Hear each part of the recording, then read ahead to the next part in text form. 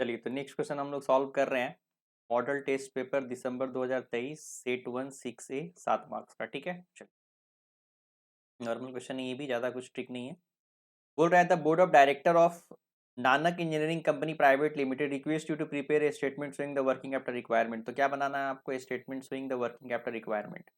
Forecast level activities of 1,56,000 units of production. तो आपका जो कॉस्ट शीट बनेगा 156 पे बनेगा। The following information is available for your calculation. क्या क्या इन्फॉर्मेशन दिया गया है? आपका रॉ मटेरियल पर यूनिट कितना लग रहा है? आपका 90, डायरेक्ट लेबर 40, ओवरहेड 75। तो टोटल कॉस्ट कितना आ रहा है? 205। प्रॉफिट दे रखा है 60, तो सेलिंग प्राइस कितना आ रहा है? 260। सब कुछ दे रखा है, कॉस्ट शीट एकदम इजीली बन जाएगा। आप चाहें तो कॉस्ट शीट बहुत छोटे में बना सकते हैं, लेकिन हमने बड़े बनाया है क्योंकि कंफ्यूजन नहीं हो, बार बार आपको बता रहा है हर एक क्वेश्चन में। चलिए सेकंड पॉइंट में क्या दिया है? Raw material stock in the average on 1 month. तो जो रॉ मटेरियल का वैल्यूएशन करेंगे 1 मंथ का करेंगे। Material process of 2 weeks. WIP का वैल्यूएशन किस पे होगा? 2 वीक पे होगा। फिनिश्ड गुड का 1 महीने पे होगा। Credit allow by the supplier, supplier का 1 मंथ पे होगा, मतलब मटेरियल पे। Time lag in payment from the debtor, debtor का 2 मंथ्स पे होगा। Lag payment in wages, wages का 1.5 वीक होगा। पेमेंट ऑफ ओवरहेड, ओवरहेड का अलग दिया हुआ है 1 मंथ। वेजेस का दिया है 1.5 वीक। देखिए सप्लायर का 1 मंथ, वेजेस का 1.5 वीक और ओवरहेड का दिया गया है 1 मंथ। सबका अलग अलग दिया गया है।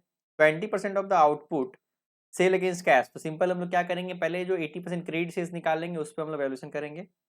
कैश इन हैंड डायरेक्टली दे रखा है 60,000, डायरेक्टली क्वेश्चन में लिख देंगे। It is to be assume that the production is carried on evenly throughout the year. Wages and overhead बोलता है occur similarly at a time period of 4 week is equivalent to 1 month. तो simple यहाँ पे देखिए line दिया गया है, यहाँ पे इसको ध्यान देंगे। Time period of 4 week is equivalent to a month. मतलब क्या? 4 वीक बराबर 1 मंथ है।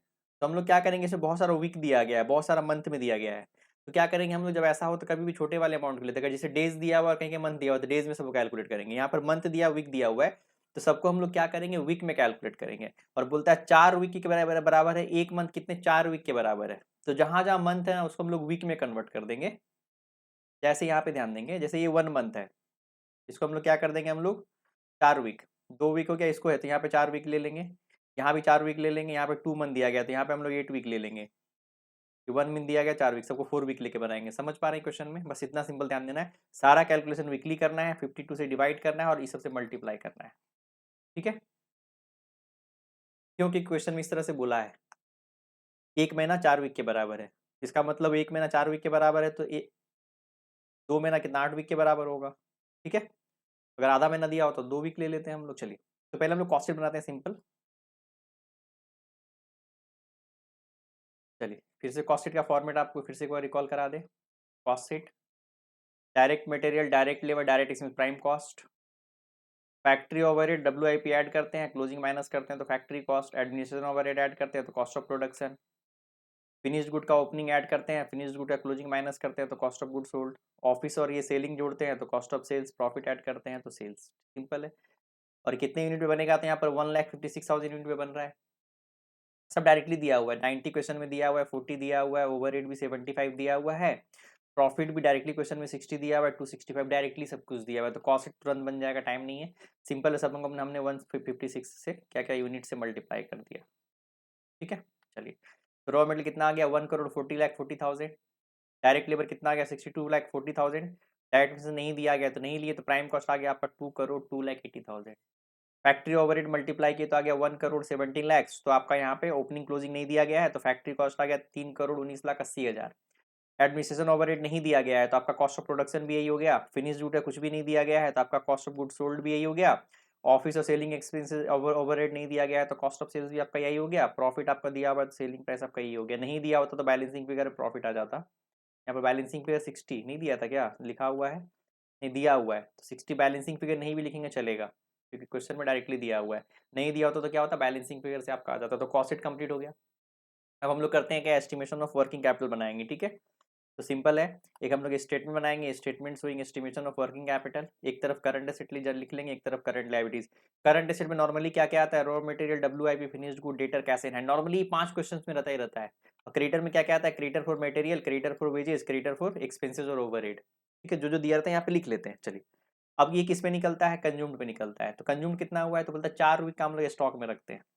जैसे 1 मंथ शायद दिया हुआ था, और हमने 1 मंथ दिया हुआ, तो 4 वीक हमने कन्वर्ट किया है, दिया था ना 1 मंथ, इसको हमने 4 वीक में कन्वर्ट किया है, तो ये ध्यान रखना है आपको, ठीक है। तो यहाँ पे हमने 1 मंथ नहीं लिया है, 4 वीक लिया है, क्योंकि एज पर क्वेश्चन।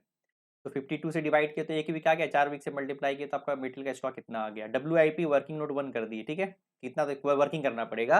तो वर्किंग में कुछ नहीं दिया होता तो हम लोग क्या करते हैं, हम लोग मटेरियल का 100% लेते हैं, बाकी का 50% लेते हैं। तो हमने एक वर्किंग नोट कर दिया WIP का, मटेरियल लेबर ओवरहेड। मटेरियल का कितना 100% ले लिया, लेबर का 50% और ओवरहेड का 50% ले लिया, ठीक है।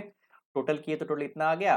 तो इतना कितने दिन के लिए, 52 वीक्स का। और स्टॉक में हम लोग 2 वीक का रखते हैं, 2 वीक का हम लोग WIP निकाल दिए, तो 885 आ गया, ठीक है, 8,85,000, तो 885 आ गया, ठीक है। चलिए फिनिश गुड का वैल्यूएशन हम लोग नॉर्मल कॉस्ट ऑफ प्रोडक्शन पे करते हैं। तो 4 वीक का मतलब 1 महीना दिया हुआ था, 4 वीक पे निकाल लिए हम लोग। डेटर का वैल्यूएशन यहाँ पे हम लोग एजम्पशन मानेंगे, जब भी ये लिखेंगे ना तो पहले एजम्पशन लिख देंगे किस पे मान रहे हैं, ठीक है। तो 4 13 40, 4 13 40 सेल पे लिया गया है, तो हम लोग यहाँ पे एजम्पशन लिख देंगे क्या, यहाँ पे debtor has been valued at sales price. अब सेल्स प्राइस क्यों लिए सर, कॉस्ट ऑफ सेल्स, तो यहाँ पे बता दिए हैं कि यहाँ पे क्या सेलिंग प्राइस पे क्वेश्चन पे लिया गया, इसीलिए। तो हम नॉर्मली क्या किए, कुछ भी ले सकते हैं, लेकिन हमने क्या किया, कंफ्यूजन आपको नहीं हो रिवाइज के समय में, जब आप मॉड्यूल का आंसर देखें और यहाँ आंसर देखें तो कंफ्यूजन नहीं हो। तो हमने क्या किया, जो एजम्पशन इंस्टीट्यूट ने माना वो एजम्पशन मान के हमने भी सॉल्व किया। आप जो मानेंगे सही आंसर है, ठीक है, लेकिन हमने क्या किया, एजम्पशन जो इंस्टीट्यूट ने माना वो एजम्पशन हमने मान के सॉल्व किया है। चलिए, तो क्या हो गया यहाँ पे, सेल पे ले लिए, सेल कितना था आपका 4,13,40,000, तो 4,30,000 और 20% कैश सेल्स है, 80% क्रेडिट सेल्स है, तो हमने पहले क्रेडिट सेल्स निकाल लिया। और 2 महीना दिया हुआ था यहाँ पे, 2 महीना को हमने पहले वीक में कन्वर्ट कर लिया, 8 वीक। तो 52 से डिवाइड किया तो 1 वीक आ गया, 8 से मल्टीप्लाई किया तो 2 वीक आ गया, 2 वीक का हमने डेटर निकाल लिया। कैश क्वेश्चन में डायरेक्टली दे रखा था, तो टोटल करंट एसेट 95,73,000 आ गया। बात करते क्रेडिटर का, तो सबका अलग अलग दिया हुआ था, इसका 4 वीक दिया हुआ है, इसका 1.5 वीक दिया हुआ है, इसका 4 वीक दिया हुआ है, इसका शायद 1 मंथ दिया हुआ है, तो हमने वीक में कन्वर्ट कर लिया। चलिए, तो रॉ मेटेरियल का हमने क्या निकाल लिया, 4 वीक का निकाल लिया, तो इतना आया। आउटस्टैंडिंग वेजेस का 1.5 वीक का निकाल लिया, और आउटस्टैंडिंग ओवरहेड का इतना निकाल लिया। तो टोटल करंट लायबिलिटीज आपका 21,60,000 आ गया।